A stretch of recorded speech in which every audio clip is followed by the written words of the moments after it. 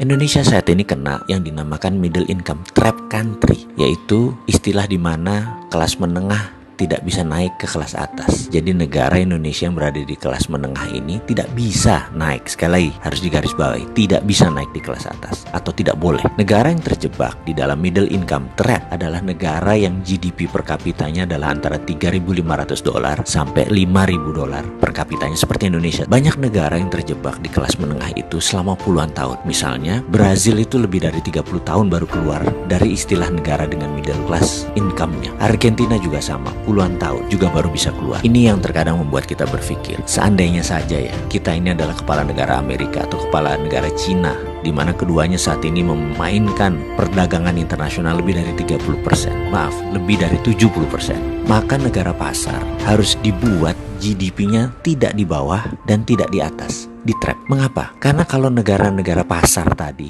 income-nya naik, maka negara tersebut harus menjadi negara produsen, dan ini malah menjadi kompetitor negara besar. Nggak boleh.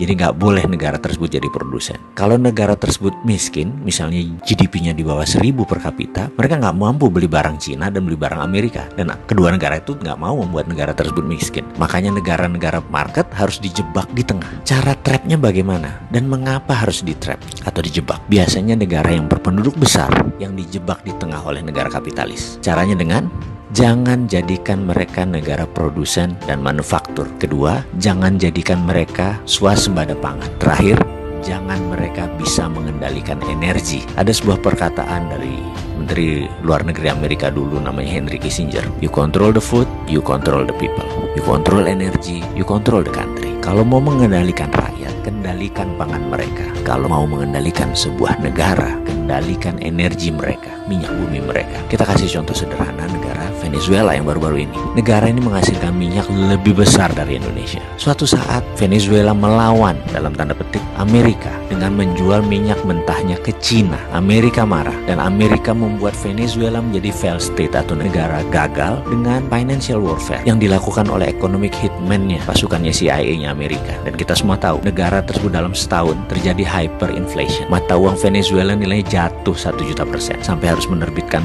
cryptocurrency sebagai ganti mata uang negara mereka. Sebagai catatan, Amerika sangat memperhatikan homeland security-nya. Jadi mulai dari ujung benua Amerika Utara sampai ujung selatan Chile, Argentina harus di bawah kendali Amerika. Jadi ya hal-hal negara seperti Venezuela ini disikat pasti. Oke, kita kembali ke topik. Bagaimana supaya kita keluar dari jebakan middle income country tadi?